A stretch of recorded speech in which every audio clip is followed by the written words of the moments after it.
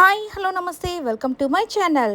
ఈ వారం cooku with Jathiratnalu mother's day స్పెషల్లో ఇక ప్రతి ఒక్కరు వాళ్ళ మదర్స్ని తీసుకుని వస్తే ఇక మన కుక్స్ పరిస్థితి ఎలా ఉంటుంది? వీళ్ళ సీక్రెట్స్ అన్నీ బయట పెట్టేది మదర్సే కాబట్టి ఇక ప్రతి ఒక్కరు సీక్రెట్స్ అయితే చెప్పేయడం మొదలు పెట్టేస్తున్నారు. వీళ్ళు చేసిన అల్లరి అలాగే వాళ్ళ చిన్నతనంలో జరిగినటువంటి కొన్ని సంఘటనలతో వీళ్ళైతే అందరూ షేర్ చేసుకోవడం అయితే మొదలు పెట్టేశారు.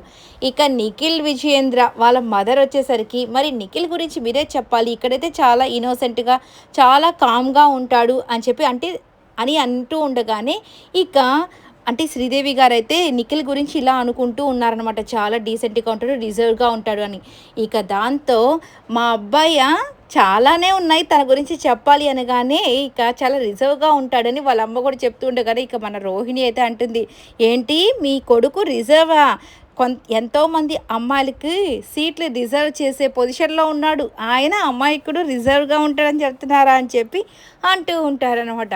ఇక నెక్స్ట్ వచ్చేసరికి మన కళ్యాణ్ పడాల. ఇక కళ్యాణ్ వాళ్ళ అమ్మ గురించి తెలిసిందే కదా. కళ్యాణ్ నిజంగానే చాలా కామ్గా ఉంటాడు.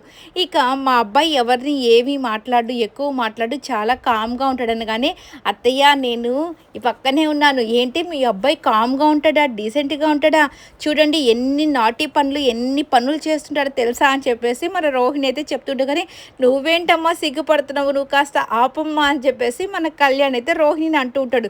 కానీ తనేమో అత్తయ్య చూడండి మీ అబ్బాయి చాలా పనులు చేస్తుంటాడు, అంటే మా అబ్బాయి గురించి నాకు తెలుసు కదా, మా అబ్బాయి ఏ పనులు చేయడు, అంటే ఎటువంటి తప్పు పనులు ఎటువంటి కొంటి పనులు ఏమీ చేయడు అని చెప్పి కళ్యాణ్ వాళ్ళ అమ్మగారు అయితే చెప్తూ ఉంటారు. నిజమే, ఇక నిజంగానే కళ్యాణ్ చూస్తుంటే పెద్ద నాటి పనులు ఏమీ చేసేవాళ్ళలాగా అస్సలు కనిపించడు కాబట్టి మేబీ డీసెంట్గానే ఉండొచ్చు. ఇక రాకేష్ వాళ్ళ అమ్మగారు గురించి చెప్పాలి అని అంటే నిజంగానే ఆమె విజయలక్ష్మి మా అమ్మ పేరు అని చెప్పేసి విజయాన్ని మాకిచ్చి లక్ష్మిని మాత్రం మాతో పాటు మా ఇంట్లో ఉంచుకుంటాము అన్నట్టుగా అంటూ ఉంటే నిజమే, ఒక తల్లిదండ్రులు చాలామంది ఈ రోజుల్లో స్వార్థంగా కూడా ఉంటున్నారు. బట్ కొంతమంది తల్లిదండ్రులు వాళ్ళ గురించి ఆలోచించకుండా వాళ్ళ పిల్లల గురించి ఎంతో ఆలోచిస్తూ ఉంటారు.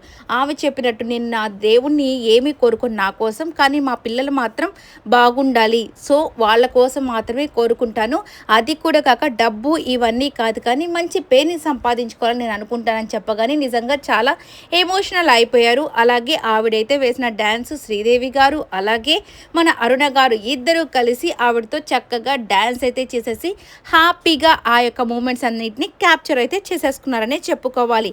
ఇక నెక్స్ట్ వచ్చేసరికి పల్లవి గారు చిన్నప్పుడైతే సిజర్ తీసుకొని మొత్తం హెయిర్ అంతా కట్ చేసేసుకున్నారన్న విషయం చెప్తుంటే అప్పుడు కూడా ఆమె చిన్న స్మైల్ ఇస్తూ ఉంటారనమాట. ఇక మన పల్లవి గౌడ గారు వచ్చేసి వాళ్ళ అమ్మగారు మా అమ్మ లక్ష్మి, ఆమె ఉంటే మా ఇంట్లో కూడా ఇప్పుడు మాకు ధనానికి లక్ష్మికి ఏమీ లోటే లేదని. కానీ ఇక మా ఇంటికి రాని అలీ గారు శ్రీదేవి గారు అయితే పిలుస్తుంటారు. వీళ్ళకేంటో తక్కువగా ధనం అన్నట్టు, ఓకే ఏదో ఫన్ కోసం లేండి. ఇక నెక్స్ట్ వచ్చేసరికి మన తనుజ వాళ్ళ అమ్మగారు అయితే రాలేదు, ఆవిడ ఏదో కొద్దిగా బిజీగా ఉండి రాలేకపోయారంట.